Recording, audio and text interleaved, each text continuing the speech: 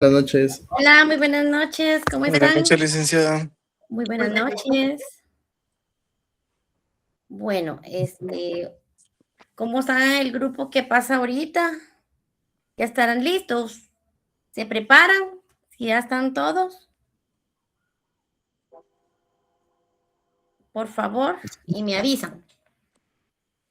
Ahí ya está listo para que puedan compartir.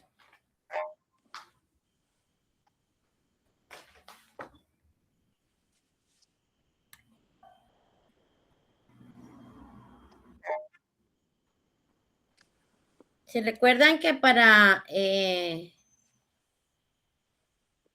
iniciar su presentación, cada uno tiene que presentarse de forma individual y ya inicia con el tema que le corresponde? Y con cámara abierta.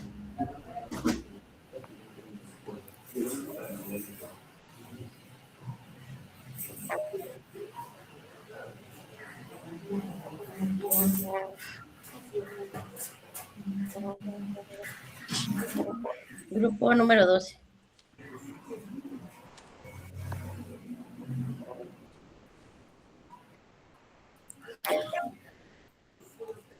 Buenas noches, licenciada. Mi nombre es Sandy Limenia López Gil. Somos el grupo 12 y nuestro tema son los bonos bancarios. Okay. No sé si me logran escuchar. Sí, te escucho y veo la presentación. Gracias. Lo que voy a revisar, yo creo que alguien tiene un micrófono abierto y no te puedo escuchar bien. O todos. Ah, sí. Solo tú. Bueno, ahí estamos. Como primer punto de esta presentación y sobre el tema de los bonos bancarios, tenemos las cuestiones generales. Y cuando hablamos de cuestiones generales, pues estamos hablando nos referimos a un instrumento financiero que utilizan los bancos para obtener recursos del público. En términos generales, estos bonos son una forma de financiamiento, ya que el banco recibe dinero de inversionistas y se compromete a devolverlo en un plazo determinado. Estos títulos pues forman parte de los llamados títulos de crédito, lo que significa que incorporan un derecho económico que puede ser exigido por su tenedor. Además puede generar intereses, lo que lo convierte en una opción atractiva para quienes desean invertir su dinero de una forma, por decirlo, más segura. Otro aspecto importante que podríamos tocar en los bonos bancarios es que están respaldados por una institución financiera en la cual los emite, lo que genera más confianza a las personas o en sí al mercado, y su funcionamiento pues se encuentra regulado bajo alguna ley, lo que garantiza que se cumpla de ciertas formalidades, y entonces esto protege tanto al banco como al inversionista. Como punto 2, tenemos la definición en sí de los bonos bancarios. Y los bonos bancarios pueden definirse como un título de crédito emitidos por un banco, mediante las cuales dichas instituciones obligan a pagar al tenedor una suma determinada de dinero en una fecha futura o dentro de un plazo que queda ya preestablecido entre el banco y la persona, o sea, en este caso el tenedor.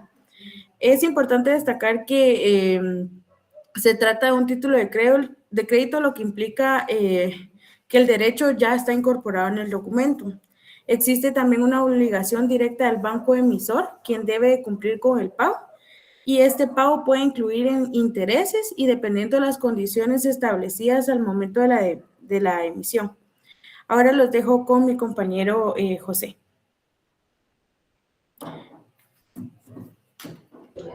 Muy buenas noches, licenciada. Mi nombre es Catherine Saray Castillo López. Yo les voy a hablar acerca de lo que son los requisitos. Uno de los requisitos principales es la autorización previa para emitir lo que es este bono. Para tener una autorización, la autorización es a través de la Junta Bancaria y el registro ante un superintendente de banco. También hay que destacar que todo título de crédito tiene lo que es un nombre. Entonces, este nombre se lo va a dar lo que es el banco. El nombre bancario es el emisor, es otro de los requisitos que se necesitan para emitir este título de crédito.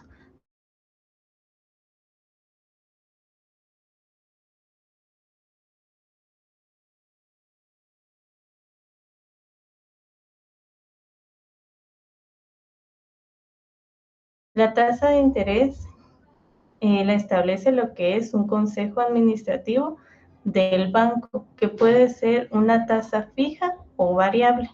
También tenemos una fecha de emisión, que es la fecha en la cual se está emitiendo este título de crédito, y su fecha de vencimiento, que la fecha de vencimiento es ya cuando el título de crédito ya no puede circular. Y también, para darle validez a este título de crédito, está la firma del emisor, y con el número de serie podemos ver qué título de crédito corresponde, ya sea el número 1, 2 o 3 o 4. Por favor, siguiente diapositiva. Ahora tenemos lo que son elementos personales.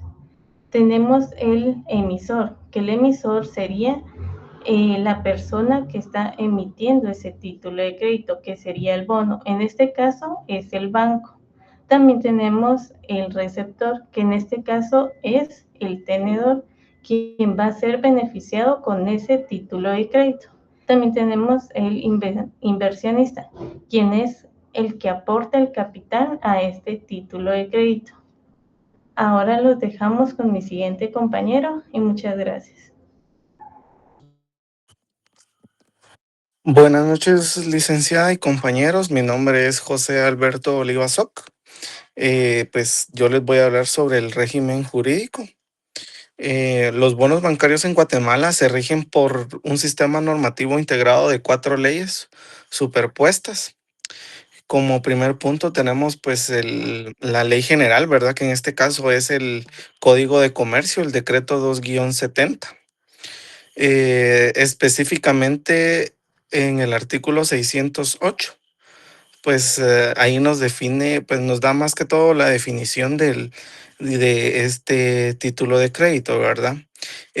Como ley número 2 tenemos pues la ley de bancos, el decreto 19-2002, que regula la autorización previa que la superintendencia de bancos debe otorgar al banco emisor, así como los límites basados en su capital. La ley número 3, pues es la ley de mercado y de valores, ¿verdad? Que es el decreto 34-96.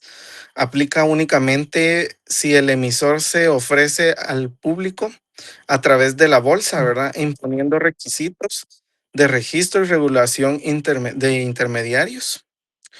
Como cuarto, y pues no siendo una ley que pues al final ahí sí que se puede decir que es un poco y más importante, ¿verdad? Pues es la ley de supervisión financiera, que es el decreto 18-2002, que más conocida como la ley de pues la de la superintendencia de bancos, ¿verdad?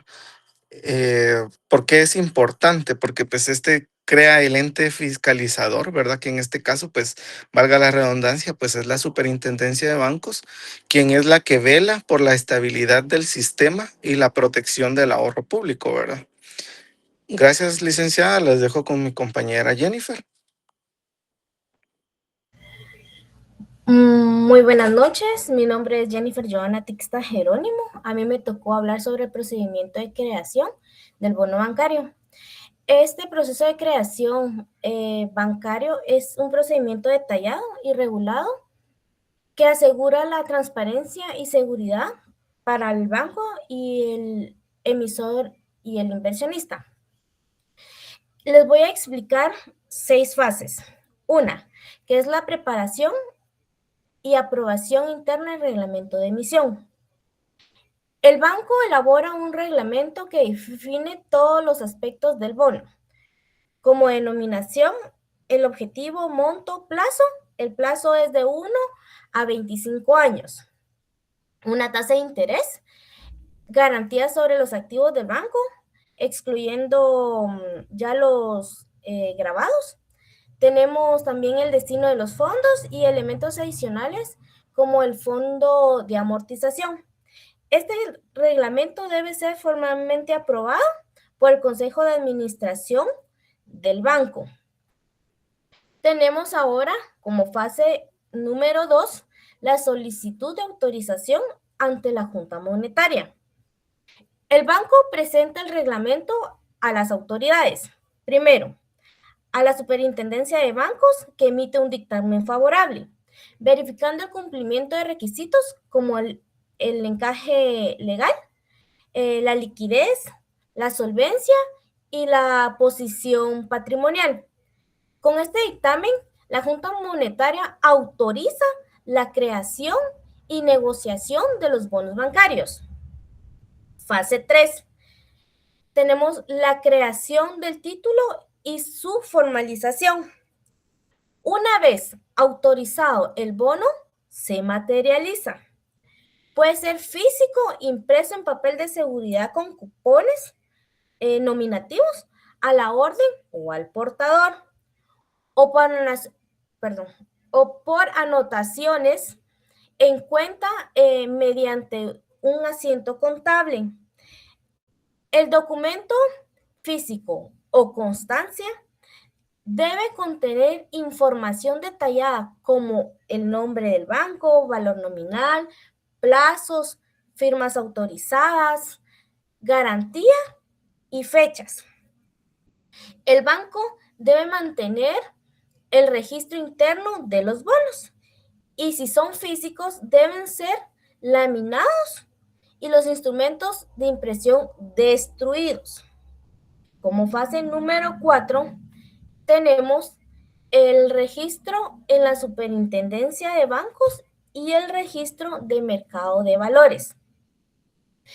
Para su validez y negociabilidad, los bonos deben ser inscritos. La Superintendencia de Bancos lo registra y si se desea oferta pública, se inscriben en el registro de mercado de valores y mercancías para facilitar su negociación en el mercado bursátil. Como fase número 5, tenemos la emisión, negociación y circulación. Los bonos se emiten y ponen en circulación. Pueden ser negociados directamente por el banco o a través de agentes financieros. Los bonos físicos al portador se transfieren por tradición, mientras que los bonos por anotación en cuenta se transfieren mediante asiento contable. Las publicaciones sobre amortizaciones y pagos deben realizarse en el diario oficial y en otros diarios, como ya se sabe, de mayor circulación. Y la fase 6, que es la gestión post-emisión, el banco debe continuar gestionando los bonos, constituyendo el fondo de amortización, realizando pagos de capital e intereses y ofreciendo servicios opcionales como la recompra o custodia. Los bonos vencidos o amortizados deben ser destruidos o incinerados en presencia de un notario. Entonces, con este procedimiento se asegura que los bonos bancarios se gestionen bajo un marco legal eficiente, fomentando la confianza para el instrumento financiero. Le agradecemos mucho por su tiempo.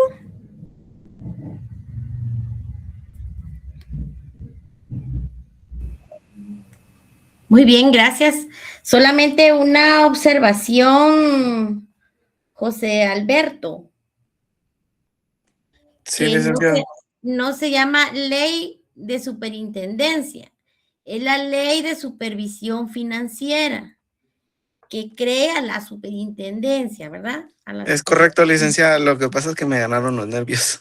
Sí, yo los entiendo bien, ¿verdad? Pero aunque lo tengas que leer, hay que hay que decirlo o hay que leerlo porque pues no nos sabemos los nombres completos de las leyes, ¿verdad? Pero para ir acostumbrando al oído, a escuchar lo correcto, es bueno pues leerlo. Yo estoy de acuerdo que me lean el nombre de las leyes porque no nos sabemos todas las leyes, pero es bueno leerlas correctamente para ir aprendiendo que nuestro conocimiento a través del oído o del escuchar podamos ir comprendiendo, ¿verdad? Pero ahí estamos, solamente eso era. Está bien, ya revisé el trabajo, me parece bastante completo, de verdad, me parece bien. Y ahí estamos, entonces ya lo califiqué, como les había dicho anteriormente, ¿verdad? Que la tarea de hoy o la presentación de hoy, tus 10 puntos como presentación y tarea, que fue la investigación o el trabajo, se van a acreditar al parcial, al segundo parcial que acabamos de terminar, ¿verdad?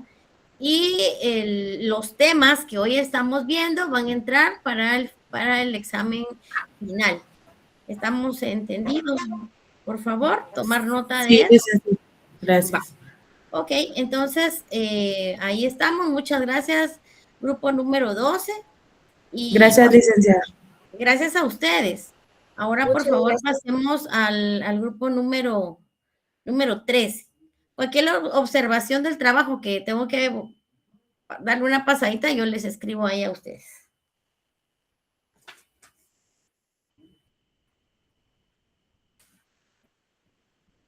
Ahora, grupo número 13, por favor.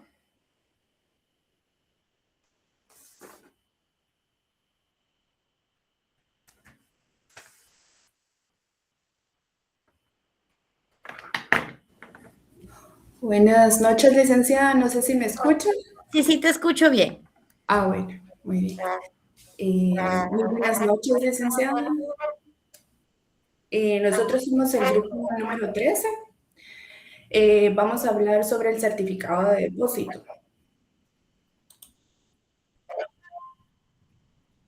Mi nombre es Febe Unice Chávez Miralles y voy a hablar sobre las cuestiones generales con su definición. No sé si me brinda unos minutos, licenciada, que se me va a descargar la laptop. Sí, está bien. Gracias.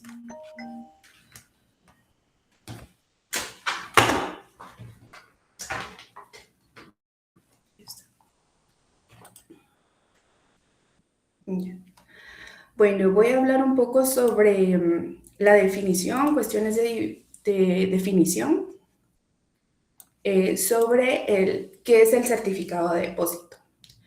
Pues conforme al artículo 7 del decreto 1746, el certificado de depósito es un título de crédito representativo a la propiedad de los productos o mercancías depositadas en un almacén general de depósito, en el cual también se contiene el contrato celebrado en el almacén como depositario y depositante, como dueño de los bienes. Este es un título de crédito casual, pues deja constancia del negocio que le da origen, permite traficar las mercaderías depositadas sin la movilización material de estas mismas. Basta la transferencia mediante el endoso para adquirir el dominio de los bienes. Ahora, el origen institucional. Con la expansión del comercio de importación y exportación, proliferaron las entidades dedicadas al depósito de las mercaderías. Originalmente, esta actividad estuvo encomendada al Crédito Hipotecario Nacional de Guatemala. Posteriormente, el decreto 1746, reformado por el decreto 55-73, organizó empresas privadas dedicadas al almacenaje. La definición legal del almacén. Los almacenes generales de depósito son empresas privadas con carácter de instituciones auxiliares de crédito, constituidas como sociedad anónima guatemalteca, cuyo objetivo es el depósito, la conservación, custodia, manejo, distribución y compraventa por cuenta ajena de mercaderías, así como la emisión de títulos de crédito. Solo ellos pueden emitir el certificado de depósito y bonos de prenda. Ahorita los dejo con mi otro compañero.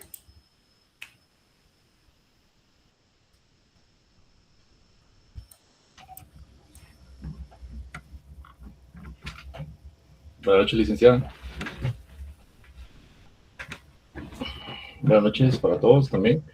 Mi nombre es Jorge Leal. Bueno, en esta ocasión vamos a abordar la naturaleza jurídica y las características del certificado de depósito.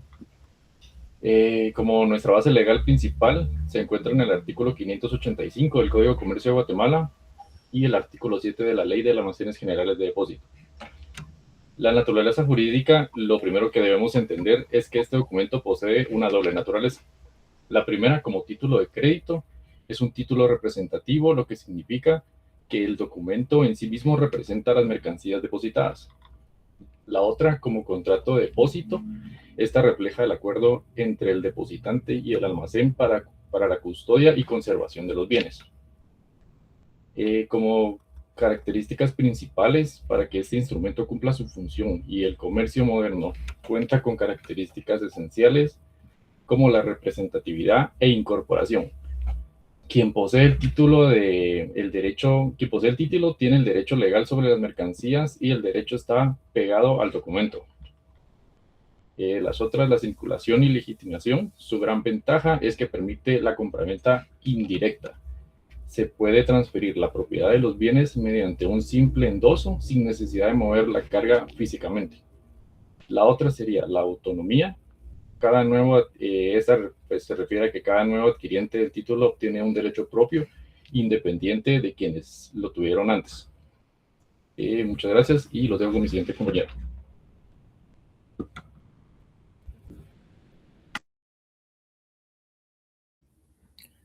¿Qué tal? Buenas noches a todos. Mi nombre es Gustavo Adolfo de Paz Pimentel. Antes quisiera ver si Febe pudiese presentar todo el documento, darle presentar.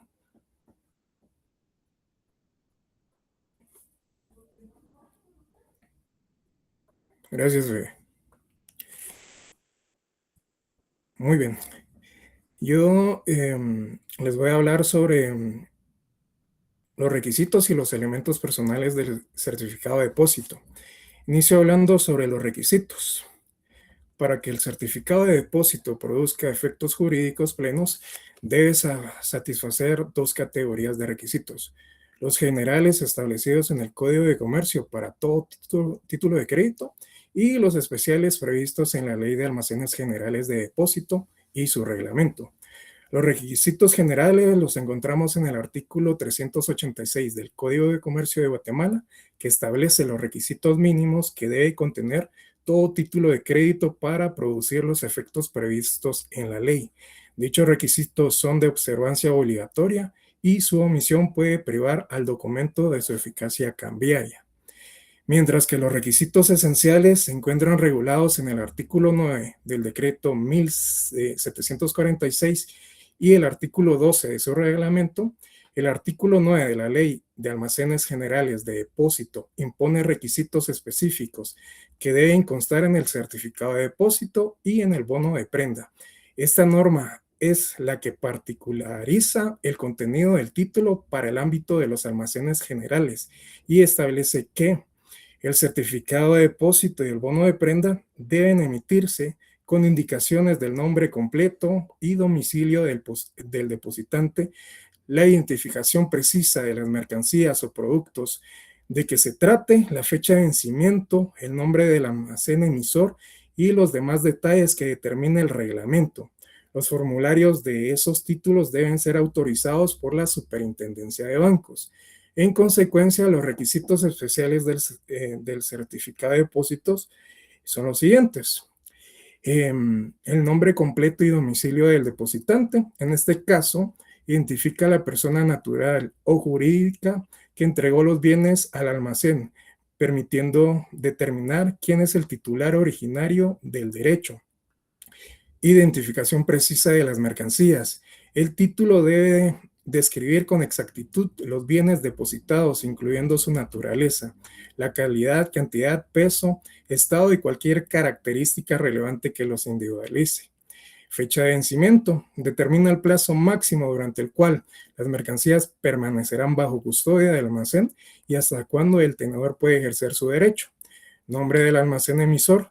Identifica el almacén general de depósito que emite el título y asume las obligaciones de custodia.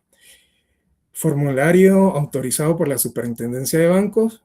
Los formularios deben contar con la autorización previa de este ente regulador, lo que garantiza la uniformidad y seguridad jurídica del instrumento. Asimismo, el artículo 9 establece una condición material esencial para que puedan expedir certificados de depósito. Las mercancías deben hallarse libres de todo gravamen o embargo judicial que haya sido previamente notificado al almacén. Si dicho gravamen no fue notificado antes de la expedición del título, se tendrá como inexistente para los fines de la ley, protegiendo así la buena fe del tenedor. El artículo 12 del reglamento enlista una serie de requisitos que van del inciso A al inciso O. Esta norma nos permite operar técnicamente los requisitos abstractos de la ley. En la parte final, en la parte final de esta exposición ampliaré este tema con un ejemplo en donde operamos los requisitos contenidos en estas normas. Ahora hablaré sobre los elementos personales. Los elementos personales son los sujetos que intervienen en la creación, emisión y circulación del certificado de depósito. Su correcta identificación es fundamental para establecer las relaciones jurídicas que emanan del título. En este instrumento intervienen tres sujetos principales. Primero, el depositante. El depositante es la persona natural o jurídica que entrega las mercancías al almacén general de depósito para su custodia y conservación, y a quien el almacén expide el certificado. Es quien da origen a la relación jurídica subyacente, el contrato de depósito mercantil y el título original del derecho incorporado. Como segundo, el emisor, que en este caso concreto es el almacén general de depósito. El almacén general de depósito es la entidad legalmente autorizada para recibir bienes en depósito, emitir los títulos correspondientes y garantizar la custodia de las mercancías. Es creador jurídico formal del certificado de depósito, ya que es quien suscribe y expide el documento. Su nombre y dirección deben constar en el título conforme al literal A del artículo 12 del reglamento, y sus representantes legales deben firmar según la literal O del mismo artículo. Este punto lo veremos de forma visual con un ejemplo que presentaremos al final. Como último elemento hablaré del tenedor legítimo. El tenedor es la persona que en un momento determinado posee legítimamente el certificado de depósito y está facultado para ejercer los derechos que el título incorpora, principalmente el derecho a la entrega de las mercancías depositadas. El tenedor puede ser el propio depositante original o cualquier persona que haya adquirido el título mediante endoso debidamente registrado. El artículo 9 del decreto 1746 dispone que el certificado puede ser endosado, pero para que el endoso surta efecto frente al almacén y a terceros debe registrarse conforme lo establece el artículo de la misma ley, en la literal K. Acá Fede está presentando un esquema. Este esquema lo vamos a ampliar más adelante con un ejemplo específico. Con esto finalizo mi participación. Muchas gracias. Muy bien, gracias.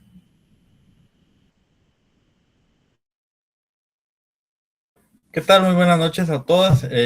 A mí me tocó hablar de la creación y la circulación. Voy a hacer énfasis en los artículos 1, 2, 6 y 17 de la Ley de Almacenes Generales, decreto número 1746. No se mira. En base al artículo 1, en la naturaleza y el objeto, los almacenes generales de depósito son empresas privadas que apoyan al sistema financiero y su función principal es recibir, cuidar y resguardar y manejar las mercancías, tanto nacionales como extranjeras. Sumado a ello también, una de las funciones que es que compran y venden productos para la cuenta de otras personas y emiten documentos como lo que son los certificados de depósito. Los tipos de mercancías con los que pueden obrar son específicas o generales, a granel o en procesos de producción o incluso en el almacén. En el artículo 2 voy a hablar del capital y de las vigencias. Para que un almacén funcione, debe de tener un capital mínimo establecido, expresado taxativamente en la ley, que es un monto de 250,000 quetzales. Para iniciar operaciones, necesita un dictamen favorable de la Superintendencia de Bancos. Otros puntos conducentes a este artículo, antes expuesto el artículo 2, es de que los bancos pueden intervenir en los almacenes, pero con ciertos límites. La Superintendencia de Bancos se encarga de supervisar el buen funcionamiento de los mismos y proteger a sus usuarios y evitar que operen cuestiones fuera de la ley. Artículo 6 del certificado de depósito. En este presente artículo, el cuerpo normativo antes mencionado crea un título representativo de propiedad de los bienes. Este artículo establece que el certificado de depósitos acredita a la propiedad de las mercancías como objeto de movilidad comercial. Aunado a ello, en el artículo 17, el vencimiento de bono de prenda. Este artículo establece que cuando el bono de prenda llega a su fecha de vencimiento, la persona que posee y debe cuidar lo que le corresponde al deudor, y si no dejó un aporte necesario para pagar entonces al almacén, debe dejar la constancia de eso en el mismo documento. Ahora bien, citándonos en el artículo 584 del Código de Comercio de Guatemala, los certificados de depósito y los bonos en prenda, en el artículo 584 establece que cuando una persona deposita las mercaderías en un almacén general de depósito debidamente autorizado, tiene la facultad de emitir los certificados de depósito y bonos en prenda como consecuencia directa de ese depósito. Es decir, que estos documentos nacen a partir de que las mercancías quedan bajo resguardo del almacén y sirven para respaldar tanto como la propiedad de los bienes como la posibilidad de utilizarlos como la garantía en operaciones de crédito. Sin nada más que agregar, tengan una buena noche para todos. Un placer.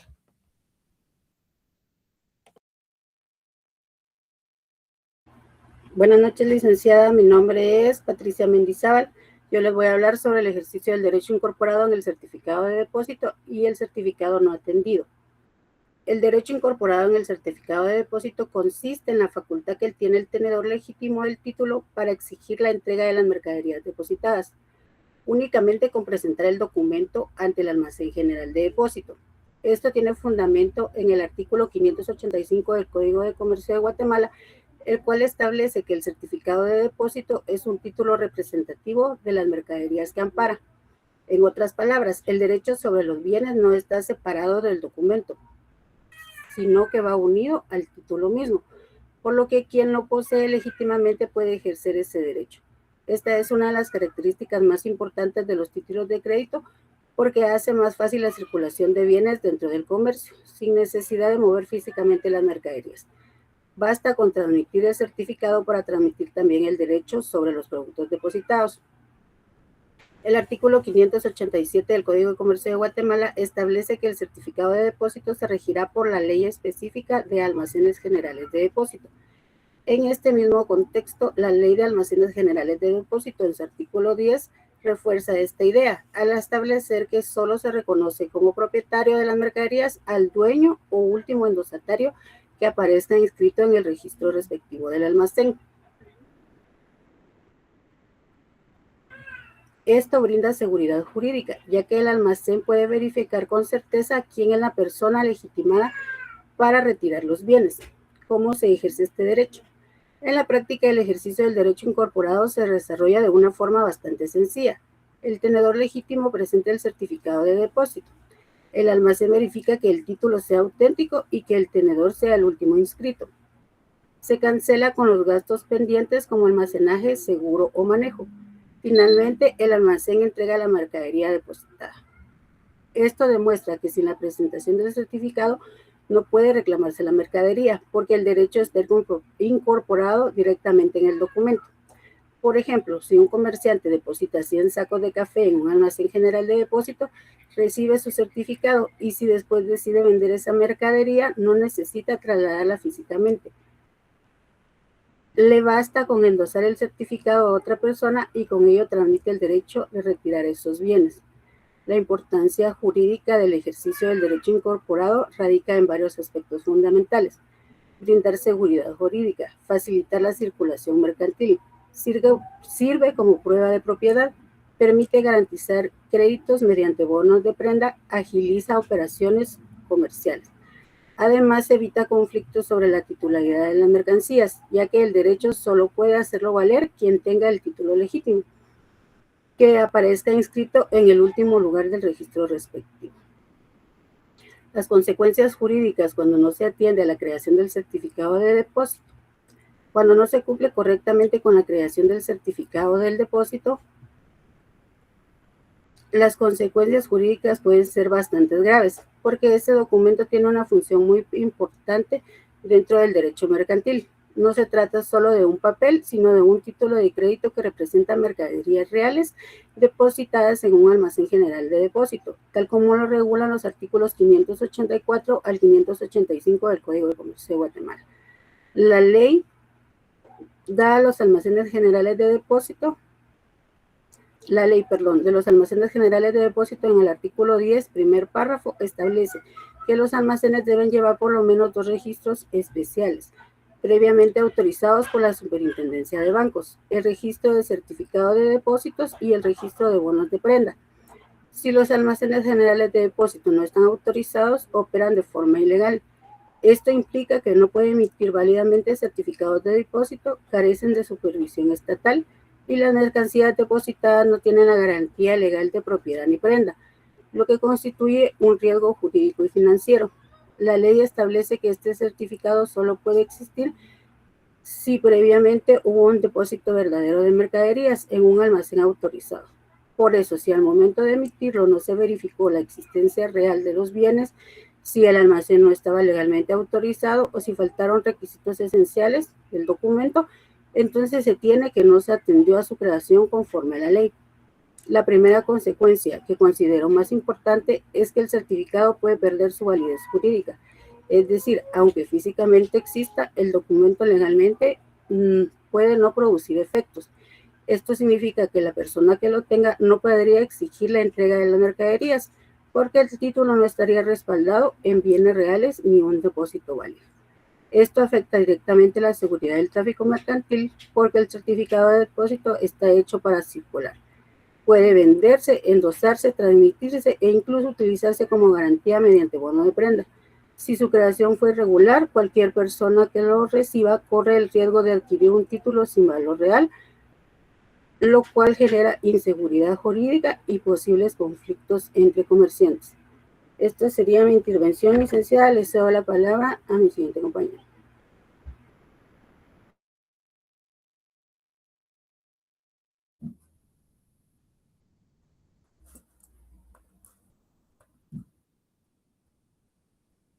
Hola nuevamente. A mí me tocó cerrar la exposición. Inicio hablando sobre el certificado de depósito y su relación con el contrato de depósito mercantil.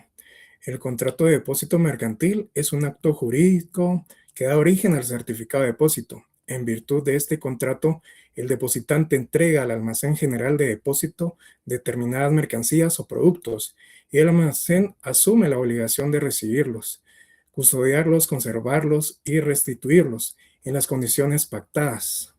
Se trata de un contrato real y oneroso que se perfecciona con la entrega de las mercancías. Lo que distingue al depósito mercantil en almacenes generales de otras modalidades es precisamente la emisión del certificado. El almacén no otorga un simple recibo ordinario, sino un título de crédito que incorpora los derechos del depositante, transformando el derecho personal derivado del contrato en un derecho incorporado en un título susceptible de circular de forma autónoma.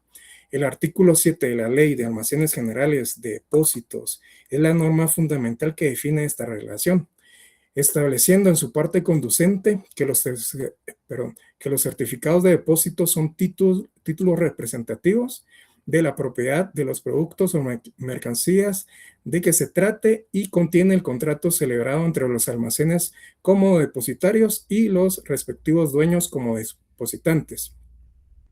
Esta disposición revela que el certificado contiene el contrato, es decir, no es un documento separado del contrato, sino su expresión documental. En él se plasman las condiciones pactadas, las obligaciones del almacén y los derechos del depositante.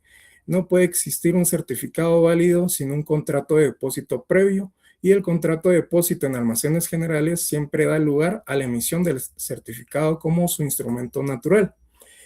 Para ir finalizando la exposición, hablaré de un último tema, quedando pendiente presentar el ejemplo que mencioné antes y dar por último la conclusión del tema. Hablaré por último del artículo 630 del Código de Comercio y su eficacia ejecutiva del certificado. Una vez creado el certificado, el título adquiere plena eficacia jurídica como instrumento cambiario. El artículo 630 del Código de Comercio establece: el cobro de un título de crédito dará lugar al procedimiento ejecutivo sin necesidad de reconocimiento de firma ni otro requisito, salvo que protesto fuera legalmente necesario. Para los efectos del procedimiento se tendrá como domicilio del deudor el que aparezca en el título. Podemos comprender que el certificado de depósito presta mérito ejecutivo por sí solo, lo que significa que el tenedor legítimo que no obtiene la entrega de las mercancías al vencimiento del plazo puede acudir directamente a la vía ejecutiva sin necesidad de iniciar un proceso ordinario de conocimiento, sin reconocimiento de firma y sin más requisito que la presentación del título. A continuación les vamos a presentar un ejemplo que elaboramos con la compañera Febe con el fin de tener una referencia visual de este tema. Vamos a ver si lo logramos. ¿Será que se puede hacer más grande, Febe?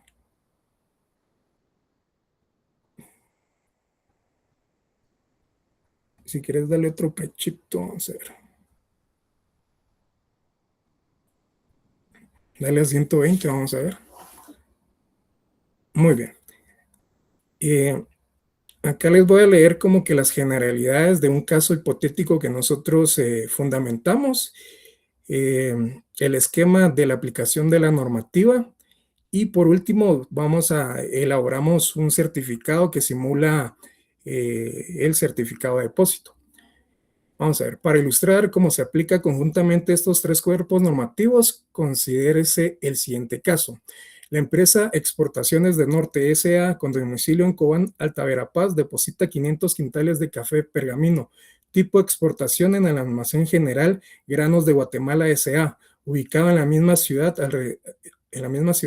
Al recibir las mercancías, el almacén verifica que los 500 quintales se encuentran en buen estado y libres de todo gravamen o embargo, y procede a emitir el certificado de depósito en el formulario previamente autorizado mediante resolución número 2026-0034 de la Superintendencia de Bancos, consignando los siguientes datos.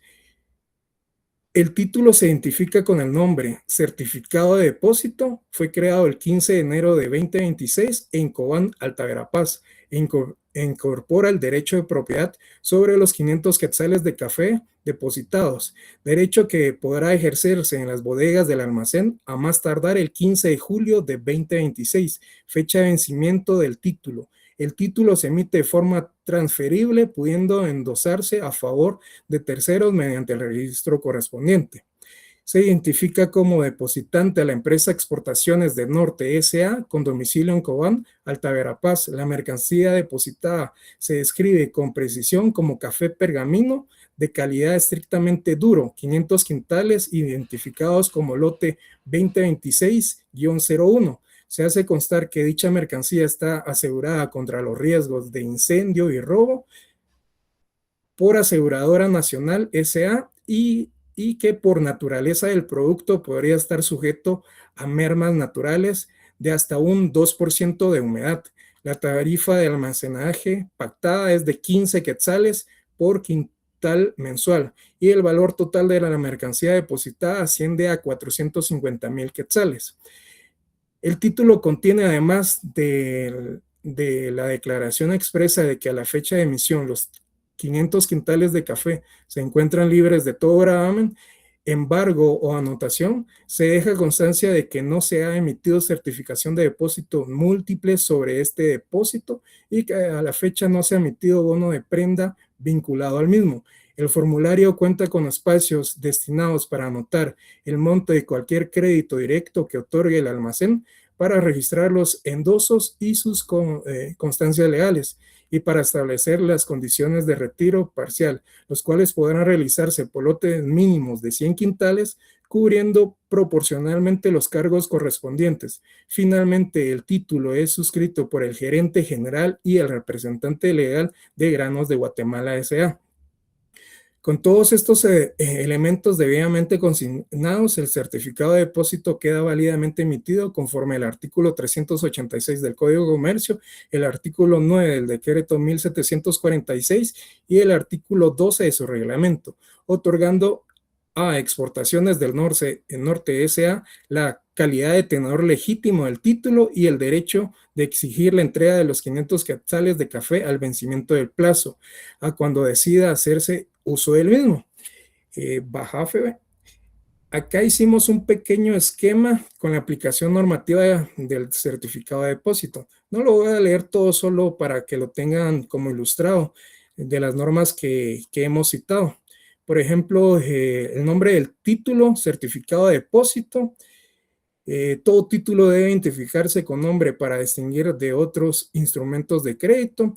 El artículo, su base legal es el artículo 386, inciso 1 del Código de Comercio. Del reglamento, de igual forma, el nombre y dirección del almacén, Granos de Guatemala S.A., Cobán Alta Verapaz. El reglamento exige identificar al almacén emisor y su ubicación. Lo encontramos regulado en el artículo 12, inciso A del reglamento. Este artículo tiene una serie de incisos que va de la a lo, entonces es bastante extenso, como ya lo habíamos mencionado anteriormente. Baja Febe. Acá continuamos con el tema del reglamento. Si querés, vamos directo a la última parte, Febe. Y acá, de hecho, este certificado lo generamos nosotros y lo pusimos como anexo en el trabajo. Podemos apreciar lo que es ya un formulario aplicando toda esta normativa que acabamos de mencionar, ¿verdad? Si quieren, solo lo vamos a ver así rápidamente para ir finalizando la exposición. Si quieres, baja, Febe.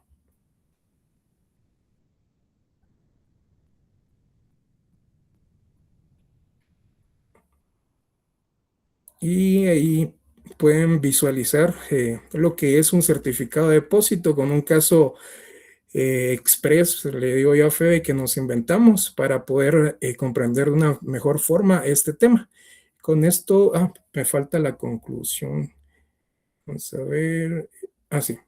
Como conclusión, puedo decir que el certificado de depósito ocupa un lugar fundamental dentro del derecho mercantil guatemalteco como título de crédito representativo de mercancías que acredita la propiedad sobre los bienes depositados, facilitando su circulación jurídica y su utilización como garantía en operaciones de crédito. No debe entenderse como un simple comprobante de resguardo, sino como una figura jurídica compleja que produce efectos propios dentro del tráfico mercantil. Una vez emitido, adquiere vida jurídica propia que supera los límites de la relación contractual original, combinando funciones probatorias, representativas, circulatoria y crediticia en un solo instrumento. Con esto estaríamos finalizando la exposición, licenciada, agradeciendo su atención y el tiempo prestado. Gracias. Muchas gracias. Solo una preguntita, Gustavo. Este ejemplo que acabas de exponer, ¿este también lo van a subir junto con el trabajo? Sí, licenciada, está en el trabajo y están las recomendaciones que, como son varias, ya no las expusimos. Sí, pero el trabajo lo vi, pero no está ese cuadrito. O sea, lo demás sí. El esquema sí, ese ya lo vi y sí está igual al que me expusiste. Pero el último, donde tú dijiste, ese lo hicimos nosotros con Febe, porque... Está de último, licenciada, hasta de último. Hasta de último, déjame, voy a otra vez, es que ya fui y no estaba. Déjame un momento, voy. Vamos a ver. Ah, ya. Sí. Es el último. O sea, ya te entendí. Sí, es un anexo. Yo buscaba el resto del documento de arriba, ya te entendí. Ya, perfecto. Ya lo vi. Gracias, ahí está. Ok, entonces esa información se las voy a compartir a los compañeros para que puedan estudiar con esa bonita exposición que ustedes hicieron. Los felicito. Qué bueno que pongan de su parte porque todo es bueno aprenderlo. Los felicito al grupo. Se recuerdan que yo había dicho que la exposición y el trabajo eran 5 por estudiante, ¿verdad? 5 del trabajo y 5 de la exposición. Pues la calificación es individual, como se los había indicado antes, así es de que pues a todos felicitaciones y yo me encargo de ver los temas. Cuando ustedes van exponiendo y empiezan a indicar los temas, yo me voy al trabajo y empiezo allí a revisar si me cuadra o se me descuadran en la exposición, ¿verdad? Con el entendido de que hayan estudiado, obviamente, pues el punto que van a exponer. Así es la forma de mi calificación, así es de que nuevamente felicitaciones, grupo número 13. Me gustó mucho la forma en que expusieron, los felicito. Muy bien, bien hecho, jóvenes. Bueno, entonces vamos por favor, con el grupo número 14.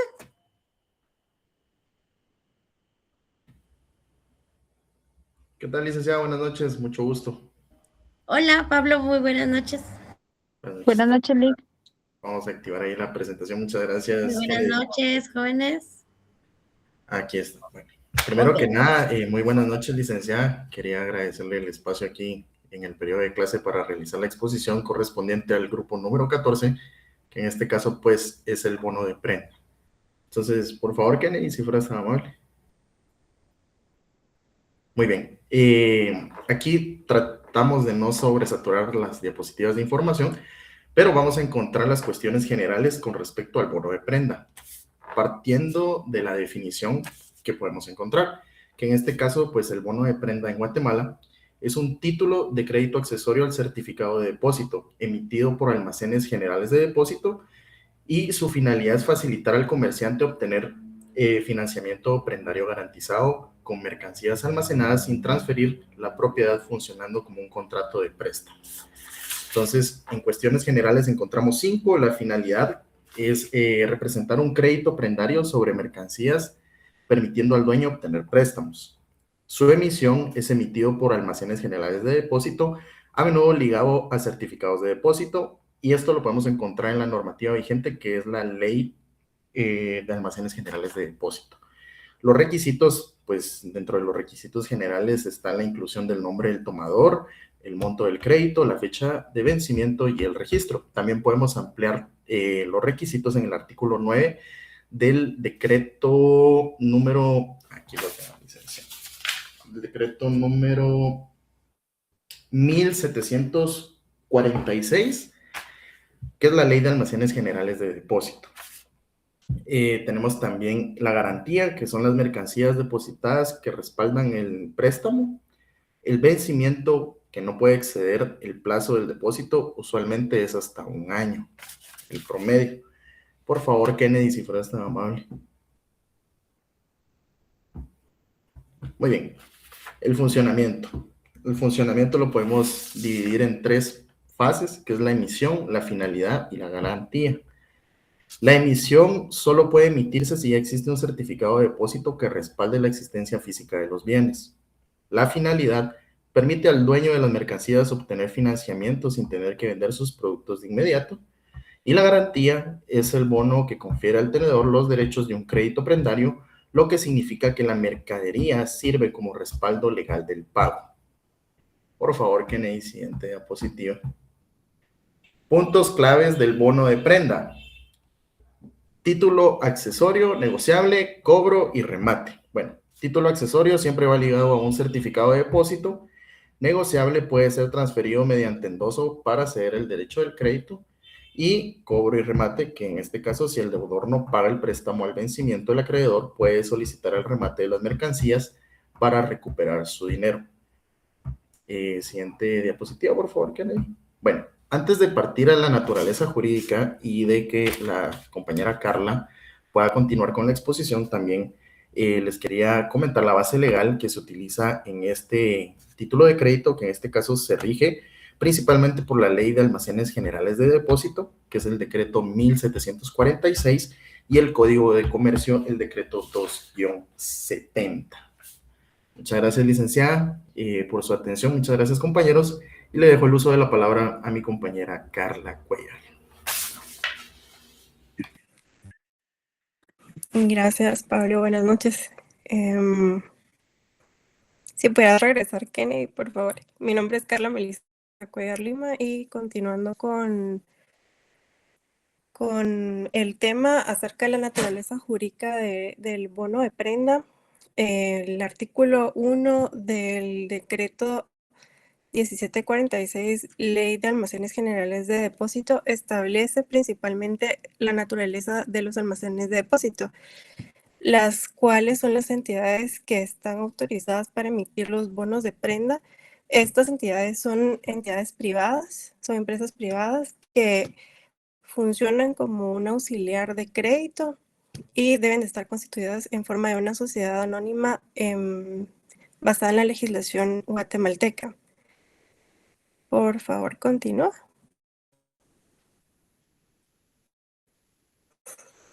Sobre las características. El bono de prenda es un título valor, que quiere decir que es un título de crédito, ¿verdad? Como hemos estado viendo en el transcurso de todo el curso.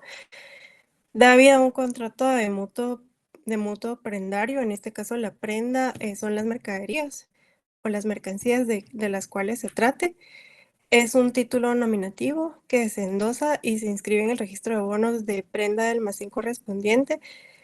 Todos los almacenes están obligados por normativa a llevar 2 registros. Uno de estos es el registro de bono de prendas, el cual deben de llevarlo en forma ordenada, cronológica y de acuerdo con lo establecido en el artículo 10 de la ley específica. El título describe la mercadería de que es objeto. Esto es se tiene a bien hacerlo de esta manera para que en la ejecución se reconozcan todas las mercaderías, el propietario y los dueños de los títulos y o endosatarios. Es un título ejecutivo, ¿verdad?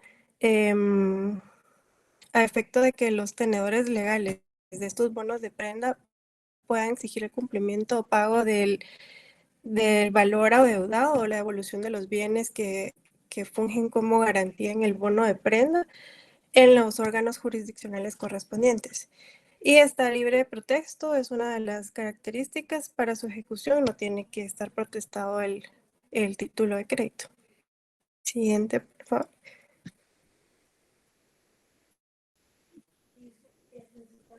Bueno, y acerca de los requisitos de los bonos de prenda, los dividimos acá en 2 partes, ¿verdad? Los generales y específicos.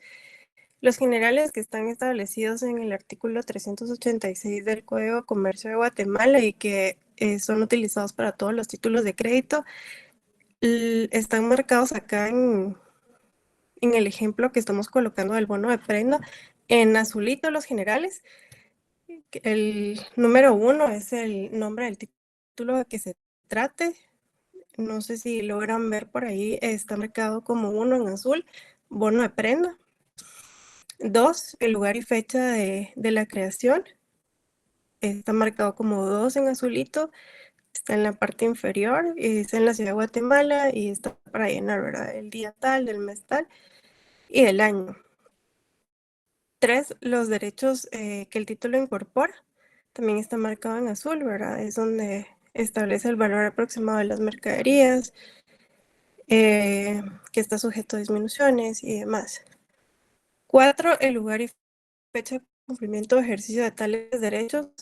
En este caso, el ejemplo no tiene expresamente un lugar y fecha de cumplimiento, entonces el mismo artículo 386 establece no tener este lugar, se toma el lugar del creador, el 4, que es la dirección del creador del bono de prenda. 5, la firma de quien lo crea, que está hasta abajo, el gerente general y el secretario también en azul. Y de los requisitos específicos, siempre en el ejemplo están marcados en verde, que son los que están establecidos en el artículo 9 de la Ley de Almacenes Generales de Depósito, siendo estos el nombre completo de domicilio del depositante, está marcado con verde, el número 1, donde dice a la orden de, con domicilio en, dirección comercial, ¿verdad? Número 2, identificación precisa de las mercancías o los productos que se trate. Esto es importante, es el cuadrito que se observa marcado con número 2, ¿verdad? Que tiene la descripción de los productos. Aquí es importante que esa descripción sea detallada, con el nombre de los artículos, si tuvieran algún código, y todas las características del artículo que se está dejando como garantía, el precio unitario y su valor total. Esto para efectos de que al momento de una ejecución, pues sí, el valor esté determinado, ¿verdad? 3, la fecha de vencimiento, que está donde dice, marcado también en verde, donde dice vence el día tal de tal año, ¿verdad? El número 3. Y el nombre del almacén emisor y todos los detalles que determina el reglamento está hasta arriba del bono de prenda, almacenadora tu primera vez S.A., Compañía Automática de Almacenes Generales de Depósito. Importante que estos formularios tienen que estar autorizados por la Superintendencia de Bancos y nuevamente mencionando que solamente los pueden emitir los almacenes generales de depósito. Solamente esto sería y cedo la palabra a Janet para que continúe con la exposición. Buenas noches, licenciada. Mi nombre es Janet Alejandra Mus Rivera. Como sabemos, el bono de prenda también cuenta con los elementos principales. En este caso tiene 3 figuras importantes, que es el almacén general de depósito, que va a ser el emisor, porque va a ser el responsable de guardar las mercancías. También tiene al librador, que es quien deposita los bienes y recibe el préstamo. Tiene a su tenedor, que es quien otorga el dinero y tiene como garantía las mercancías. También tenemos su creación, que en este caso podemos decir que tiene figuras importantes en las cuales destaca que primero se emite por el almacén cuando ya existe un certificado de depósito de las mercancías almacenadas. Luego se inscribe en el registro del almacén para de último darle entrega al prestamista y entonces ahí ya entra en una circulación el bono de prenda. Cuando hablamos de circulación, decimos que el bono de prenda tiene una circulación nominativa. Esto quiere decir que es a una sola persona. También se puede transmitir por medio de un endoso que consiste en que sea firmado y entregado a otra persona, pero para que dicha transferencia tenga validez, este título de crédito debe de estar registrado en el almacén y no hay necesidad de sacar las mercancías del lugar donde están almacenadas porque estas siguen permaneciendo como una garantía, ¿verdad? Entonces, también decimos que el bono de prenda es una herramienta muy importante en el comercio porque es un título seguro de transmitir o de hacer un préstamo como tal para el deudor o el librador y un acreedor. Gracias.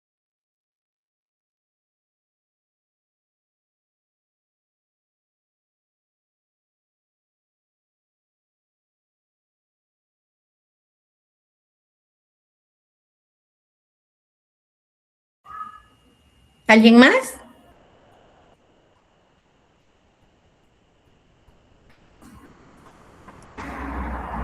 Así es, licenciada. Buenas noches.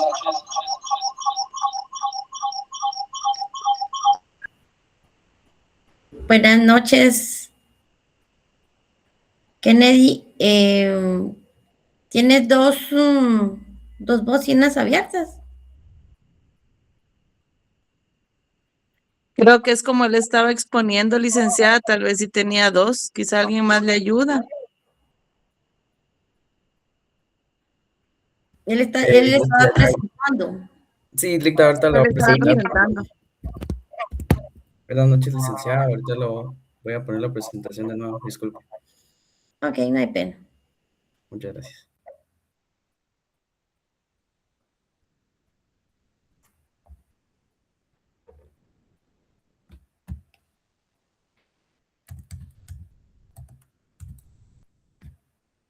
Ok, Licta, ¿puede ver la presentación? Perdón.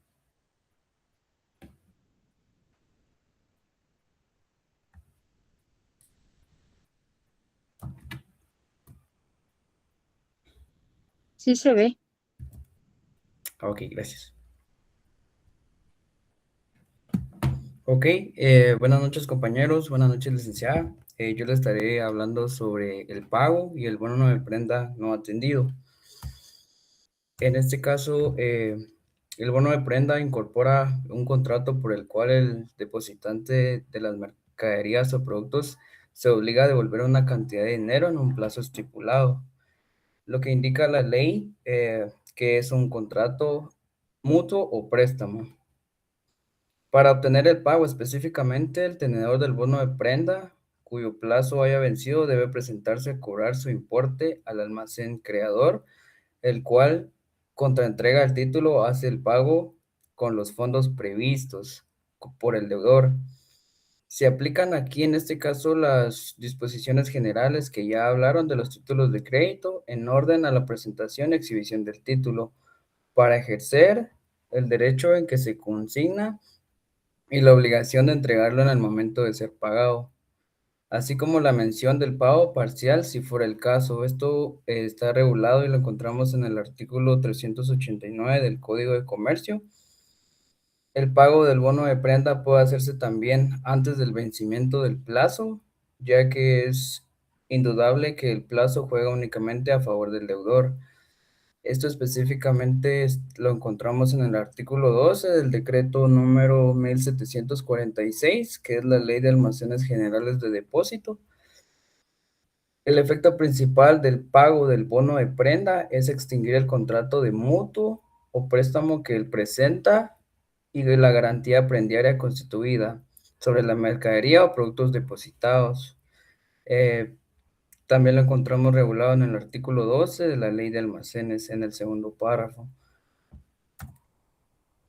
Acerca del bono de prenda no atendido, es el caso en el que el bono de prenda no se ha pagado y el deudor no hubiese hecho provisión de fondos oportuna y suficiente para cubrir todas las obligaciones a que el referido título esté efecto. El almacén debe anotarlo así en el bono para que el acreedor pueda iniciar el procedimiento ejecutivo sin más trámite. Esto lo encontramos estipulado en el artículo 17 del decreto número 1746.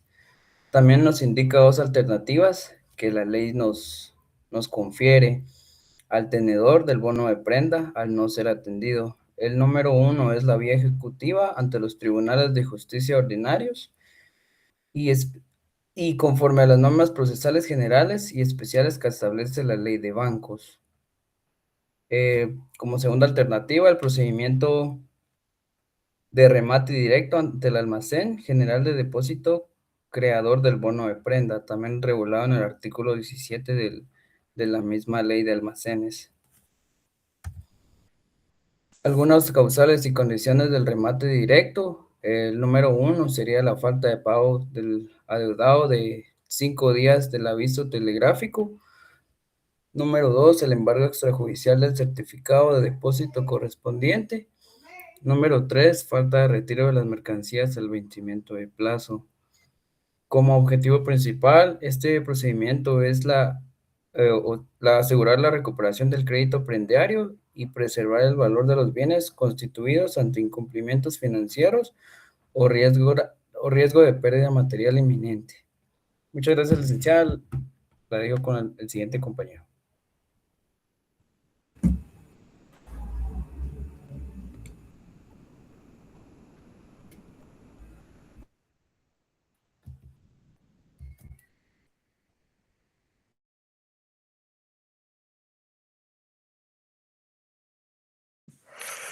Licenciada, Marlene me escribió hace unos minutos que aún no ha llegado a su casa, que va de camino y que no sabía si iba a lograr llegar a tiempo. Creo que todavía no llega.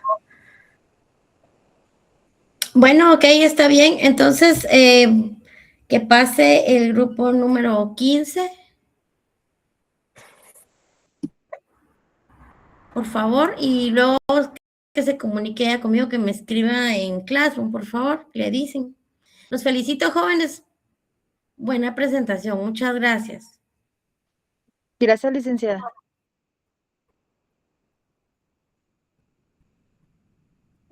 Buenas noches, licenciada. No sé si me escuchan.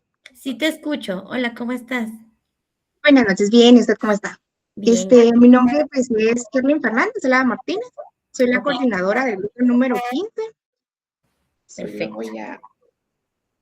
Ahí está. Para aclarar que en mi grupo participamos las 5 personas que estábamos integrados y todos vamos a exponer el día de hoy.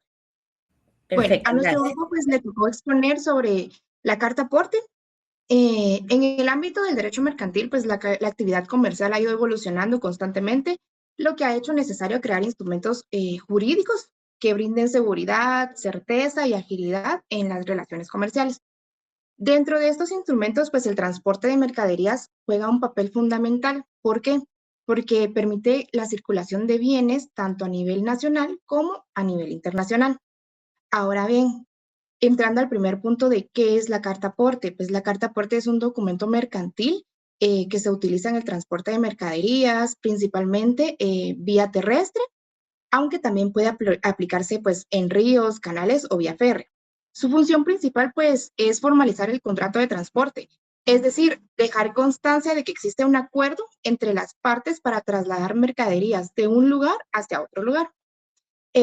Además, pues este documento acredita la posesión legal de la carga y contiene la información esencial, como por ejemplo el remitente, el transportista, el destinatario, el origen, el destino, el tipo de mercadería y el costo del transporte.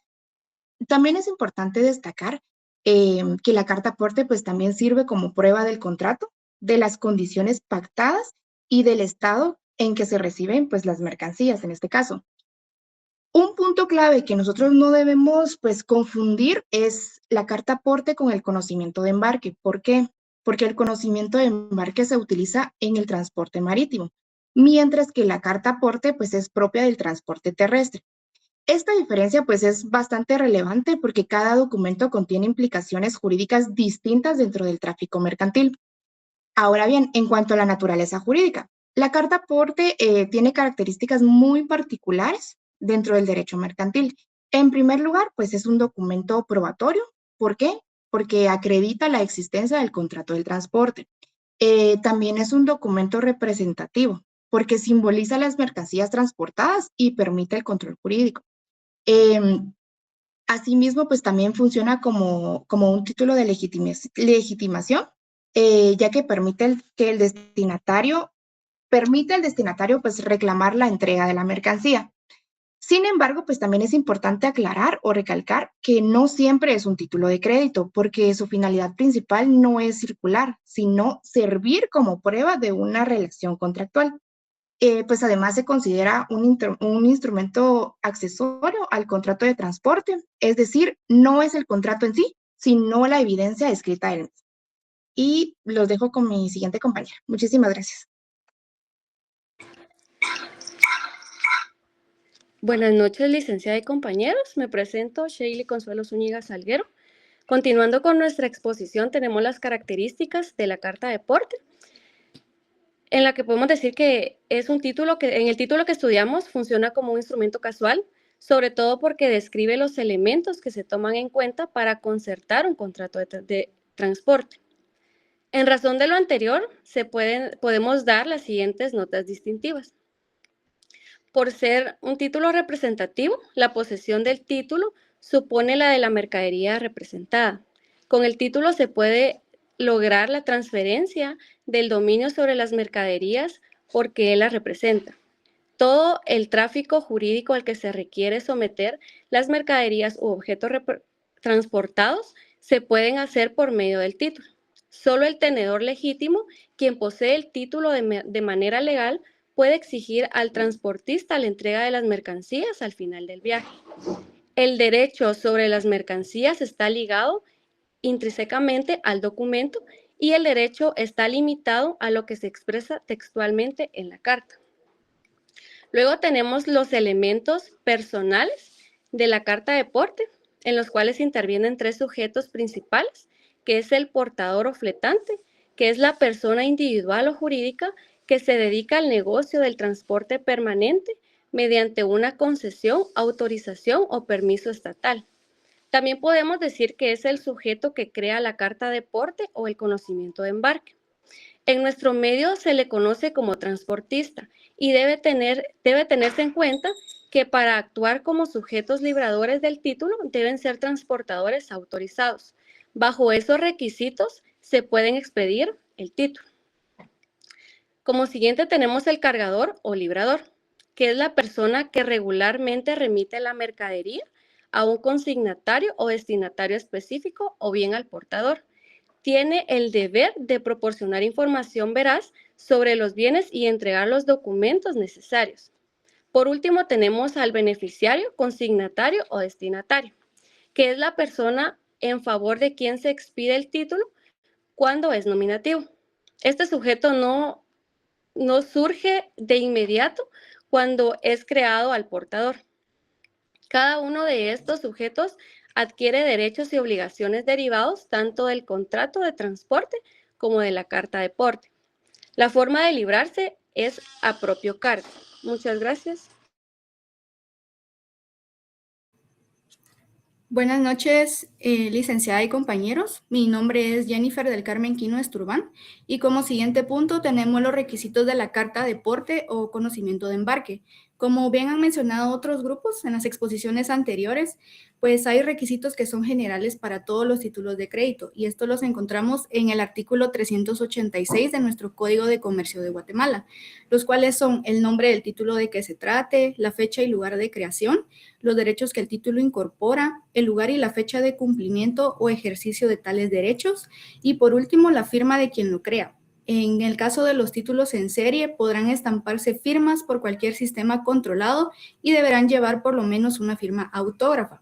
También es importante que sepamos que además de lo que ha sido dispuesto en este artículo, para este título de crédito también debemos conocer sobre los requisitos particulares, los cuales encontramos regulados en el artículo 589 del mismo cuerpo legal y son 12 numerales, los cuales establecen, primero, el nombre de carta de porte o conocimiento de embarque, el nombre y el domicilio del transportador, el nombre y el domicilio del cargador, el nombre y el domicilio de la persona a cuya orden se expide o la indicación de ser el título al portador, el número de orden que corresponda al título, la descripción pormenorizada de las mercaderías que habrán de transportarse, la indicación de los fletes y demás gastos del transporte, de las tarifas aplicables y la de haber sido pagados los fletes o ser estos por cobrar, la mención de los lugares y fechas de salida y de destino, la indicación del medio de transporte.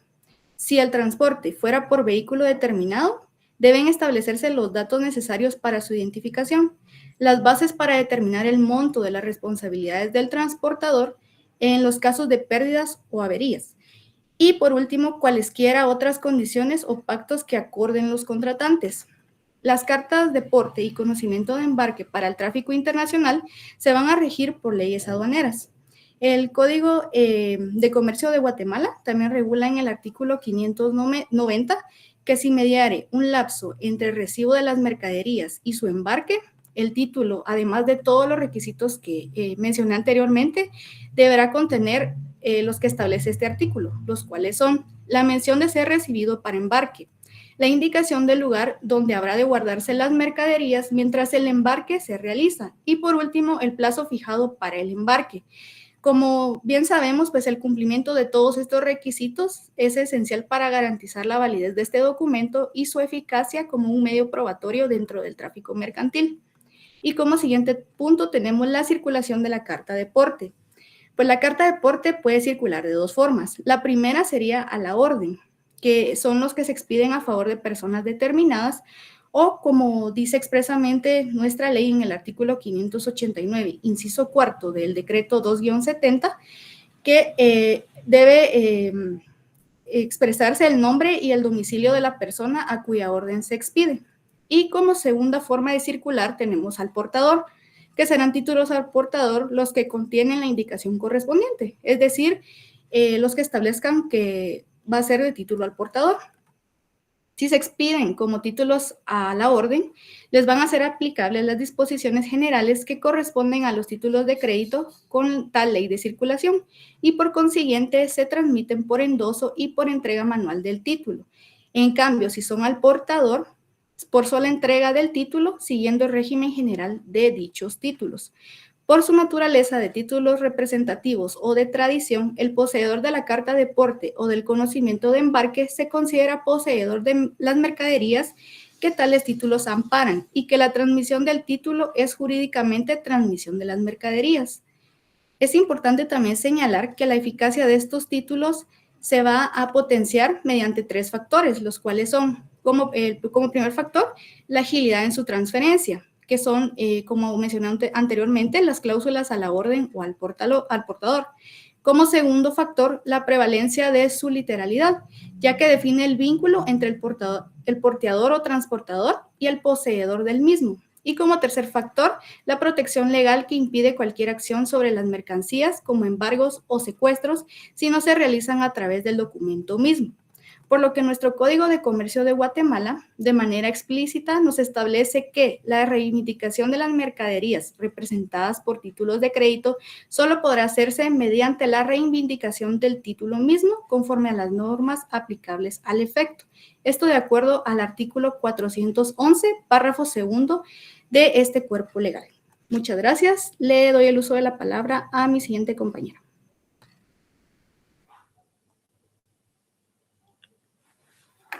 ¿Qué tal? Buenas noches. Mi nombre es María José Boror. Bueno, pues la carta de porte pues guarda una relación directa con el contrato del transporte de cosas, pues ya que es un documento mercantil que lo formaliza y pues permite comprobarlo dentro del ámbito jurídico. Este documento pues no solo acredita la existencia del contrato, sino que también funciona como título representativo de las mercancías y como constancia pues de que han sido recibidas para su traslado. Protege jurídicamente al cargador, al portador y al destinatario, estableciendo pues claramente las condiciones bajo las cuales se realizará el transporte. Bueno, de acuerdo con el Código de Comercio de Guatemala, el portador se obliga mediante el precio a trasladar las mercancías de un lugar a otro y entregarlas al consignatario. Además, pues el cargador debe de proporcionar tanto la mercancía como los documentos necesarios para su tránsito, mientras que el portador debe de emitir un comprobante de recepción y si se le solicita, pues una carta de porte. Esto pues nos demuestra de que la carta de porte no sustituye al contrato, sino que más bien esta surge de él y pues facilita la prueba. Dentro del derecho mercantil, su importancia pues radica en que garantiza la seguridad jurídica, facilita el comercio y pues permite el control de las mercancías durante su transporte. Y en cuanto a la responsabilidad del portador, este responde por la pérdida, daños o retrasos en la entrega de las mercancías, por lo que debe pues, de actuar con diligencia. Es acá donde podemos concluir que la carta de porte es un instrumento jurídico fundamental, ya que documenta el contrato de transporte y establece las responsabilidades de las partes. Pues además cumple con la función probatoria representativa que permite que el poseedor del documento pues ejerza derechos sobre las mercancías y nos confirma su estrecha relación con el derecho de transporte, del cual surge, pero con autonomía para exigir el cumplimiento de lo pactado. Y pues finalmente su regulación en el Código de Comercio de Guatemala garantiza seguridad y transparencia y contribuye al desarrollo eficiente del comercio moderno. Gracias, los dejo con mi siguiente compañero.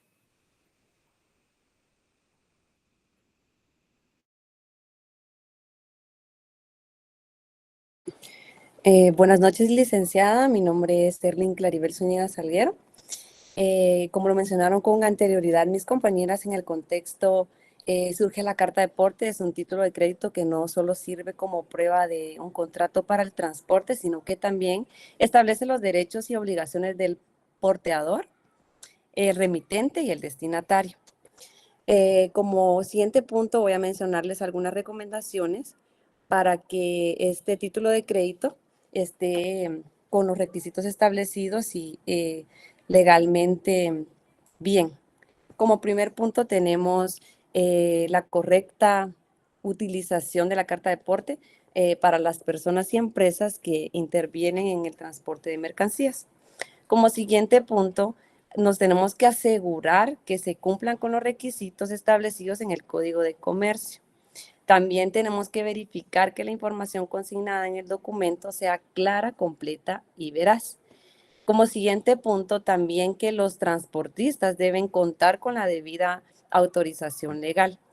Es importante que este título de crédito esté lleno correctamente para que la descripción de la mercancía, también verificar los datos, que la firma del documento sea elegible, ya que todo esto garantiza la seguridad jurídica del transportista.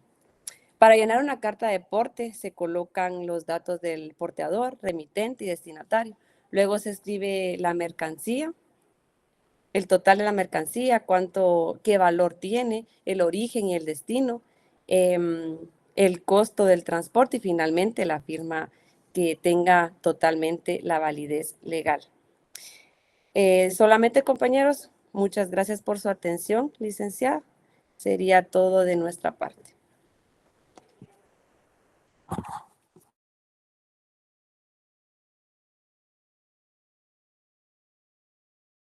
Licenciada, perdone, creo que tiene el micrófono apagado. Gracias.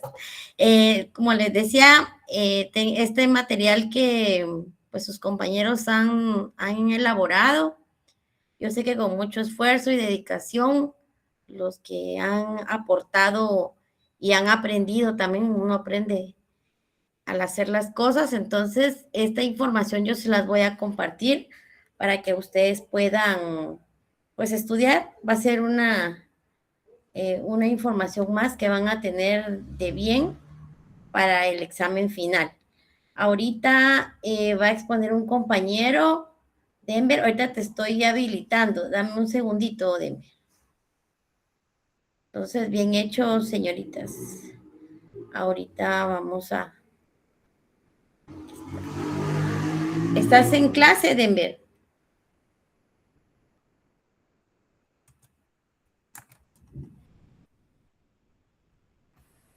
Muy buenas noches, licenciada. Así es, ahorita estoy tratando de seguir el documento. Muy bien, ahorita te voy a habilitar ahí para que puedas.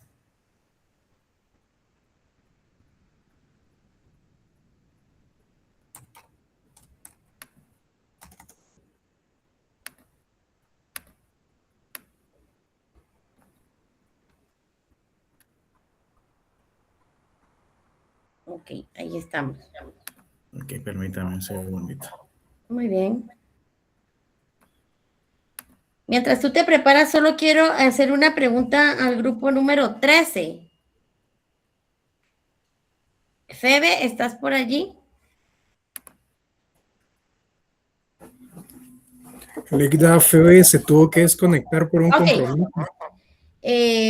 Gustavo, mira, un compañero, Gilberto Andrés, él no estuvo en apoyo de nada. No, licenciada, él apareció hasta el viernes pasado y por eso expuse yo el último tema. Ah, va, ok, perfecto, gracias. Ay, no puede ser. Vamos a ver. Permítame, licenciada, es que no estoy buscando cómo subirlo. Okay.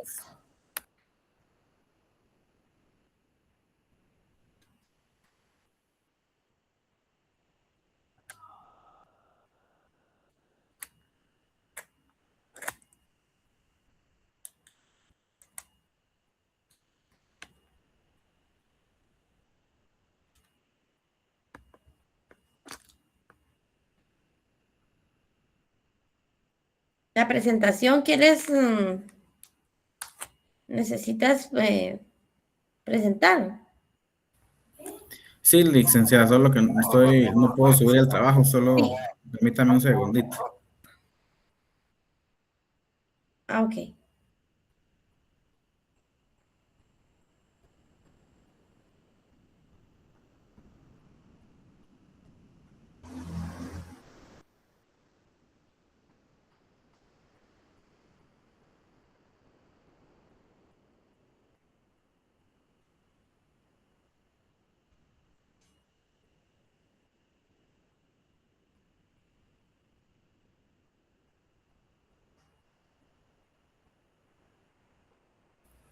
Listo, licenciada. ¿Será que puede verificar si el trabajo está subido? Ahorita estoy viendo. Espérate, me voy a salir, tal vez por eso no entra. Ahorita entro. Ok, ahí está el trabajo. Ok, perfecto. ¿Tu presentación? Ahorita se la subo. Ah, ok. Ahorita la coloco. Bueno, entonces voy a dar yo información. Cuando decimos que la información o el material de apoyo que los compañeros nos van a proporcionar para el examen final, eso incluye las leyes, ¿ok? Incluyen las normas legales que ellos han expuesto. Necesito que ustedes lean y estudien esas leyes en virtud que van a entrar en el examen final. No solo la teoría o lo que os expusieron, sino también lo de las normas legales. Cada una de las que han ellos indicado en los trabajos, que igualmente van a estar allí, necesito que lo estudien. Por favor. Ok, listo, licenciada. No sé si pueden visualizar la presentación. Sí, la vemos bien, por favor. Ok, licenciada. Mi nombre es Denver Manuel Girón Pérez. El día de hoy, pues a mí me toca exponer respecto al cheque que está tipificado en el Código de Comercio, decreto número 2-70 del Congreso de la República de Guatemala. Está tipificado en los artículos 494 al 516. El cheque es un título de crédito importante en el derecho mercantil. Asimismo, también permite realizar pagos de forma segura y con respaldo legal. Y su función es facilitar las transacciones comerciales de manera inmediata. Si pueden visualizar, hay una pequeña definición, la cual se las voy a leer. Indica que el cheque es un título de crédito mediante el cual una persona denominada librador ordena de forma incondicional a una institución bancaria denominada librado el pago de una suma determinada de dinero a favor de una persona llamada beneficiario. Esta definición encierra una estructura jurídica precisa que permite identificar la esencia del cheque como instrumento comercial. Posterior a ello tenemos la naturaleza jurídica del cheque, comenzando con el derecho incorporado al documento. El cheque, desde el punto de vista jurídico, es un título de crédito, lo que significa que incorpora un derecho que solo puede ejercerse mediante la posesión del documento. En la incorporación, ya que el derecho está unido al documento, por lo que sin el cheque no se puede exigir pago. En el derecho literal, tenemos en lo que implica es que el derecho se limita estrictamente a lo que está con el cheque dentro del papel que se extiende. Y cuando decimos que es autónomo, significa que cada persona que recibe el cheque adquiere un derecho propio e independiente, sin depender de las relaciones anteriores. Y su ejercicio mediante la posesión indica que se considera titular del derecho a quien posee el cheque conforme a la ley. En conjunto, estos principios garantizan la seguridad jurídica en su uso dentro del tráfico mercantil. En sus características tenemos título formal. El título formal se dice que su validez depende del cumplimiento de los requisitos establecidos dentro del Código de Comercio. En este sentido, el artículo 495 regula los requisitos esenciales que debe contener un cheque, tales como la orden incondicional de pago, el nombre del librado, la indicación del lugar de pago, la fecha y lugar de emisión, así como la firma del librador. La omisión de alguno de estos requisitos puede afectar la validez o eficacia jurídica del cheque. Cuando decimos que es literal, es que se deriva del régimen general de los títulos de crédito regulado dentro del Código de Comercio, particularmente en las disposiciones aplicables a estos instrumentos, donde se establece que el derecho consignado se rige por lo expresamente contenido dentro del documento. Cuando decimos que es autónomo, es porque su sustento se encuentra en las normas generales de los títulos de crédito, que reconocen la independencia de los derechos adquiridos para cada tenedor legítimo. En virtud de este principio, no pueden oponerse al tenedor de buena fe excepciones personales derivadas de las relaciones anteriores entre otros obligados. Cuando decimos el pagadero a la vista, es que conforme a lo establecido en el artículo 500 del Código de Comercio, el cual dispone que el cheque debe ser pagado al momento de su presentación. Cualquier estipulación en contrario se tendrá por no puesta, reafirmando su naturaleza de instrumento de pago inmediato. También cuando se dice que no es negociable, es porque se transmite mediante un endoso, de conformidad con las disposiciones dentro del mismo código relativas a la circulación de los títulos de crédito, especialmente aquellas que regulan los títulos a la orden. Esto permite que el derecho incorporado en el cheque puedan transferirse válidamente a terceros.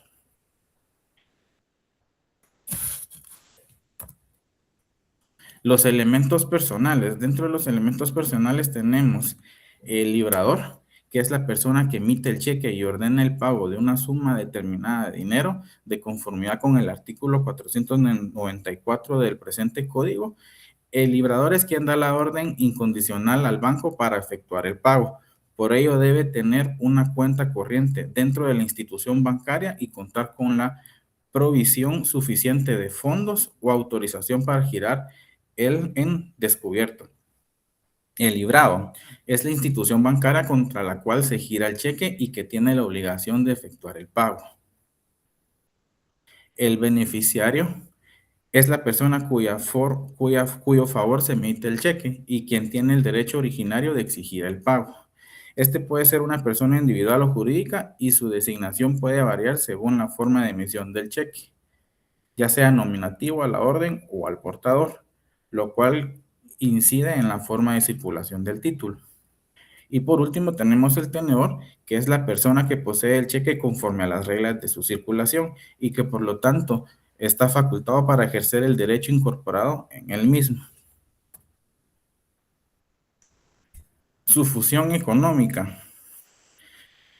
La función económica del cheque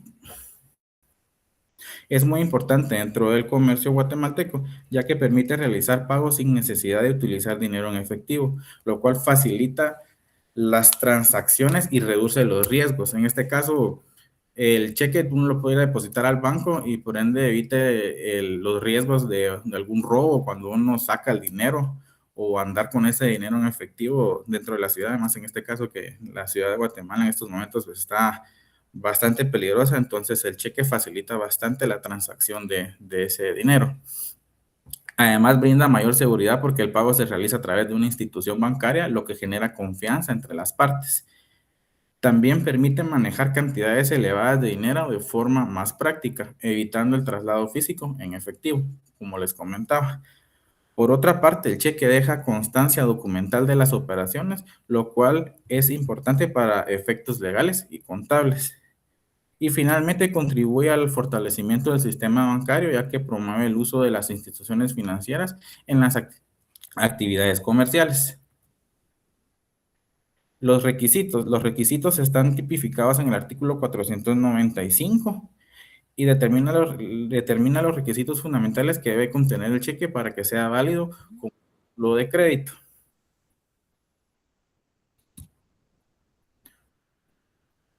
Debe incluir la palabra cheque en el documento para identificar su naturaleza como título de crédito. 2. Debe contener una orden incondicional de pago de una suma determinada de dinero. 3. Debe señalar el nombre del banco librado encargado de realizar el pago. Y 4. Debe indicar el lugar donde se efectuará el pago. 5. Debe expresar la fecha y el lugar de emisión del cheque. Y por último, debe llevar la firma del librador como manifestación de voluntad. Su circulación se puede manejar de 3 formas: a la orden, al portador y nominativo. Si ustedes pueden observar en la imagen que les estoy presentando, en el artículo 497 del Código de Comercio, ahí pueden ver las 3 formas en que se pueden girar los cheques, y su circulación se refiere a la forma en que éste puede transmitirse de una persona a otra dentro del tráfico mercantil. Principalmente, el cheque se transfiere mediante endoso, que es un acto por medio del cual el beneficiario tenedor legítimo cede sus derechos a otra persona. Dependiendo de su forma de emisión, el cheque puede ser de los 3 tipos que les estoy mencionando: nominativo, cuando se emite a favor de una persona determinada; a la orden, cuando permite su transmisión mediante un endoso; y al portador, cuando puede transmitirse simplemente con la entrega del documento. Y es así que estos mecanismos permiten que el cheque funcione por medio de un pago flexible y circulante dentro de las actividades comerciales. El vencimiento. El cheque, a diferencia de otros títulos de crédito, no tiene un vencimiento como tal, ya que es pagadero a la vista. Esto significa que puede cobrarse en el momento en el que se presenta en el banco. Sin embargo, la ley establece ciertos plazos para su presentación, los cuales dependen del lugar donde fue emitido y donde debe pagarse. O sea, dígase, los plazos para la presentación del cheque se encuentran regulados en el artículo 503 y 504 del Código de Comercio, y es importante cumplir con estos plazos, ya que aunque no se pierde el derecho principal del cobro, sí puede perderse alguna de las acciones legales contra otros obligados. Por lo tanto, la presentación oportuna del cheque es fundamental para garantizar su eficacia dentro del ámbito comercial. Y como conclusión, el cheque es un título de crédito fundamental en el derecho mercantil, ya que permite realizar pagos de forma inmediata, segura y con respaldo legal. Su estructura se basa en principios como la literalidad, la autonomía y la incorporación, los cuales garantizan la confianza de su circulación. Y muchas gracias, Ligda.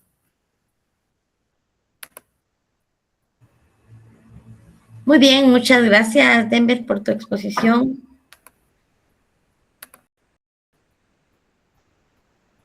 Julio, ¿tenías alguna pregunta que hacer?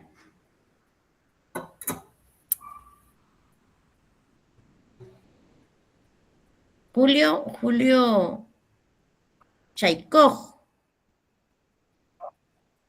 Dime. Perdón, licenciada, solo se me levantó ahí la mano seguramente. Ah, ok. Pensé que Bien, tenías ajá. alguna duda. Bueno, Sí, muy amable, licenciada, muchas gracias. para servirte. Bueno, jóvenes, entonces damos por terminada la clase de hoy. Muchas gracias a todos los que expusieron, los felicito. Sigan adelante, échenle ganas a lo que hay que hacer, al grano, ¿verdad? Entonces, estamos ahí. Yo me voy a encargar de pasarles la información como material de apoyo. Y nuevamente, pues gracias por cumplir con la tarea, ¿oyeron? Yo voy a estar publicando notas y va incluida la exposición de hoy. Para el día jueves tenemos clase, expone el resto de los grupos, que también de la misma mecánica y de la misma forma vamos a trabajar el día jueves. Así es que tengan una feliz noche y muchas gracias. Gracias, licenciada. ¿Tiene Que tenga alguna buena duda? noche. Feliz noche, Alejandra. Feliz noche. Adiós. Buenas noches.